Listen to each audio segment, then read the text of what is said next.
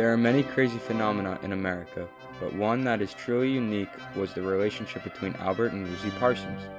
Their love was rooted in Gilded Age politics, writing, and a burning wish for radical change in American society.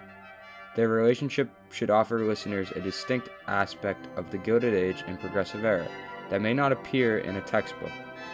Albert was born on June 24, 1848, in Montgomery, Alabama. Albert was an orphan by the age of 5 and went to live with his brother William in Texas. He moved around Texas, ending up in Waco at the onset of the Civil War. At age 13, Parsons joined the Lone Star Grays, a Confederate volunteer company out of Texas. When the Civil War ended, he returned to Waco, and through profits from crops and harvesting at his farm, he attended Baylor.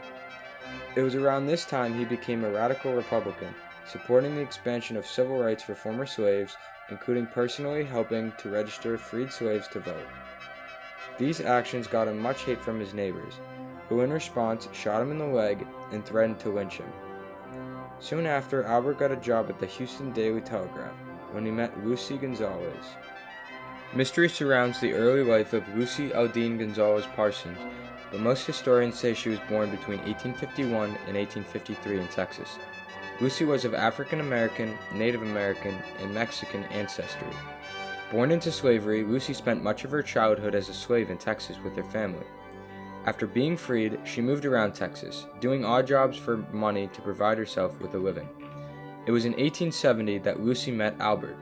The couple married in 1871 and quickly moved to Chicago in 1872.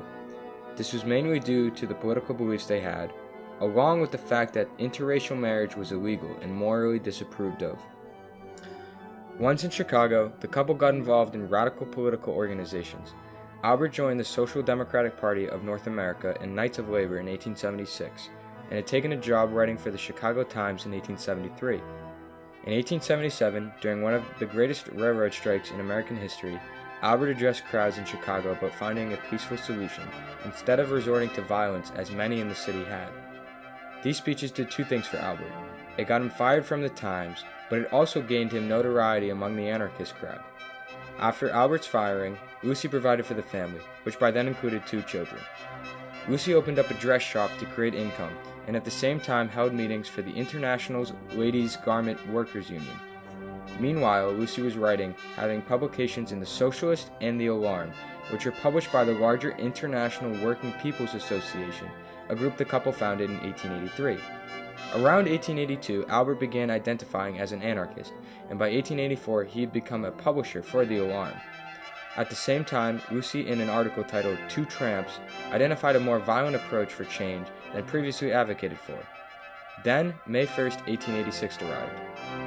May 1, 1886, which would become International Workers' Day, saw Lucy and Albert leading 80,000 workers through Chicago to protest the poor labor conditions. When violence erupted on May 3rd, the protest leaders organized a meeting for May 4th at Haymarket Square. Many spoke that night, including Albert, who briefly addressed a crowd. Unfortunately for the couple, things would turn south quickly after they left. Police showed up and swarmed near the protesters. An unknown assailant then threw a bomb into the crowd, inciting gunfire from the police. At the end of the chaos, 7 police officers were dead and many civilians. This incident would be known as the Haymarket Affair. Although Albert and Lucy weren't there, 10 men, including Albert, were charged with conspiracy to murder. Lucy was never charged, but under heavy suspicion due to her radical politics and her husband's alleged actions. Albert was found guilty, and on Friday, November 11, 1887, he was executed. Lucy would continue to find herself involved in radical politics, becoming a feminist, Black, Latino, and socialist icon.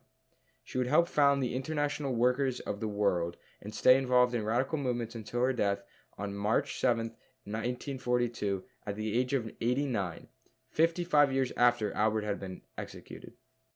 The story of Lucy and Albert Parsons offers a distinctive Gilded Age love story. Their relationship saw them write for and organize many prominent leftist organizations in Chicago. Although brief, their run made an impact on the overall leftist movement and can be used to better understand the context of the political environment that existed during the Gilded Age.